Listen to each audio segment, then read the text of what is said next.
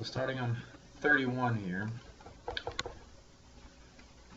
write the point -5, 12 in polar form. This is in rectangular form, so this is an x, y coordinate pair. We need to write it in polar form. Polar form is an r, theta ordered pair. So to go from x, y to r, theta, we need to obviously know r. That's just a Pythagorean theorem problem. And then theta is found using the formula tangent of theta is equal to y over x. So starting with this one to find r is going to equal the square root of -5 squared, which is 25, plus 12 squared is 144. So r is equal to the square root of 169, which means that r is equal to 13. So that's r. To find theta, we need to do the inverse tangent of y over x. So it's going to be 12 over -5. So go to the calculator and do inverse tangent of 12 divided by -5. That gives us a value of -67.38 degrees. Now what you have to consider is that the correct angle. This point right here, -5, 12, is actually in quadrant 2, whereas this angle here is in quadrant 4. So the reference angle is 67.38. What I mean is, if we were to graph this angle, it's in the 4th quadrant. The distance from this angle to the nearest x-axis is 67.38 degrees, so that's the reference angle. What you got to think of is, where is there an angle in the 2nd quadrant that has this same reference angle? So if you take 180 and then subtract, not -67, but subtract 67.38, that's giving us an angle of 112.62 degrees. This is the angle we want. And again, why do we want this angle and not the one the calculator told us? This angle is in the 2nd quadrant, and that's where this point is, in the 2nd quadrant. So theta was equal to 112.62 degrees. So there's the coordinate. It's 13, 112.62 degrees. Now we're going the other way in question 32. This one is an r, theta coordinate pair. We need to find an x, y coordinate pair. So there's different conversion formulas. X is equal to r cosine theta. Y is equal to r sine theta.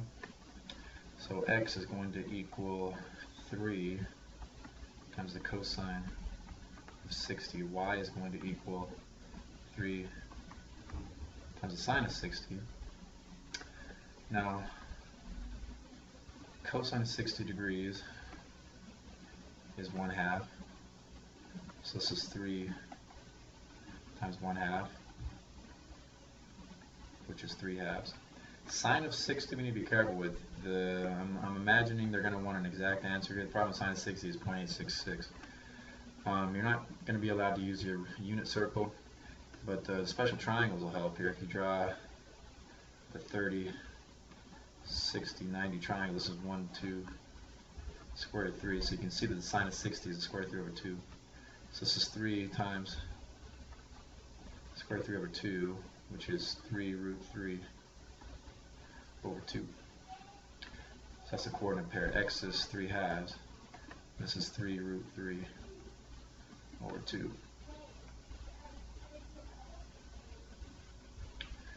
Now, this one here, right, the polar equation in rectangular form, we need to cancel r somehow, get rid of r and get rid of sine of theta. So we have an equation in terms of only x's and y's. What I would suggest is multiplying this side by r and multiplying this side by r. That does two things. Not only does it give us an r squared right here, which we know is just x squared plus y squared, the other thing it does is if we distribute that r, we're going to end up with an r sine theta right here. So we end up with r plus 2r sine theta. Now, r sine theta is equal to y. This is equal to x squared plus y squared. So we have x squared plus y squared equals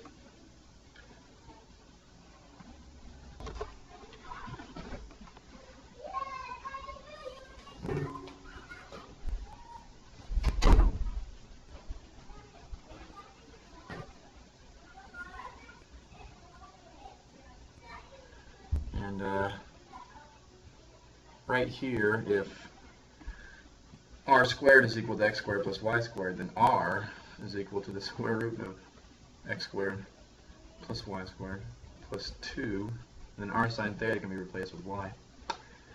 And that's an equation in terms only of x and y, so that's a rectangular form equation. This is kind of an interesting problem. This is still considered a something in the polar equation section. Intersection points of equations. If you have two equations and you want to find the intersection point, you have to solve this as a system of equations. Now it's easier than you think. This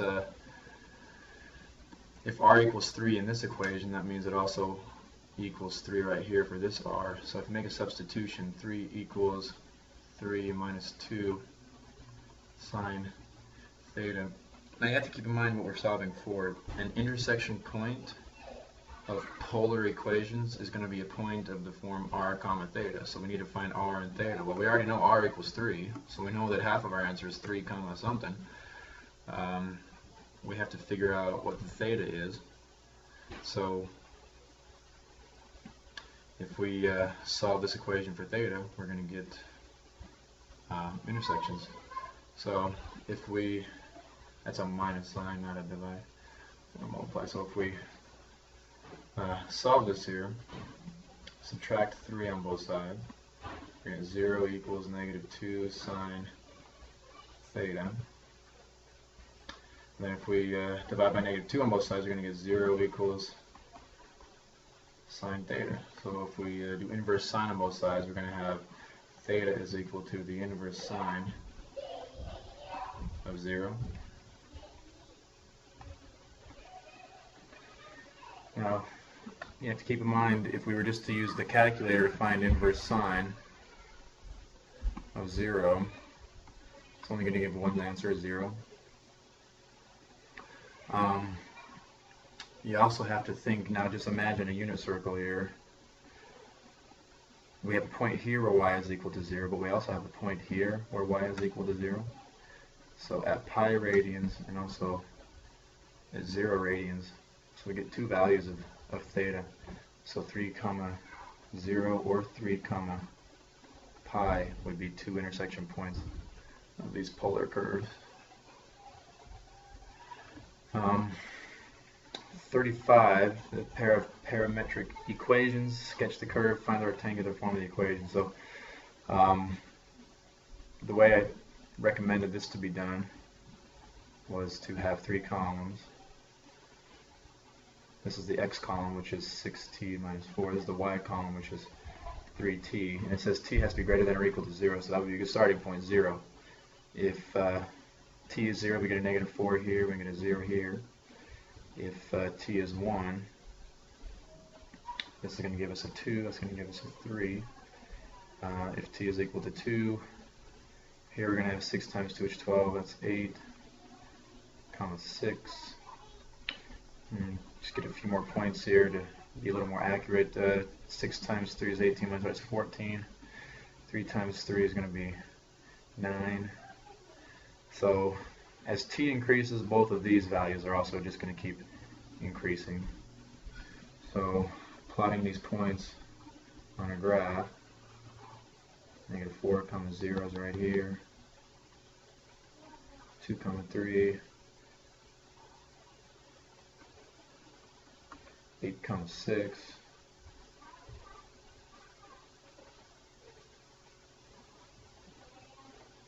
14 comma 9.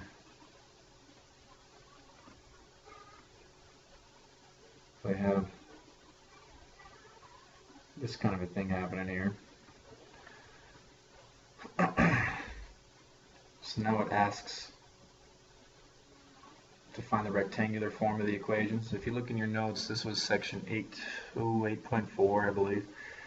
I outlined a couple of good steps here to solve this. So if we have these parametric equations, x equals 6t minus 4 and y is equal to 3t, what you're going to want to do is solve one of these equations for t and then substitute it into the equation. For example, if I divide by 3 here, we're going to have t is equal to y over 3. If you substitute this in for that t, we're going to have x equals 6 times y over 3 minus 4.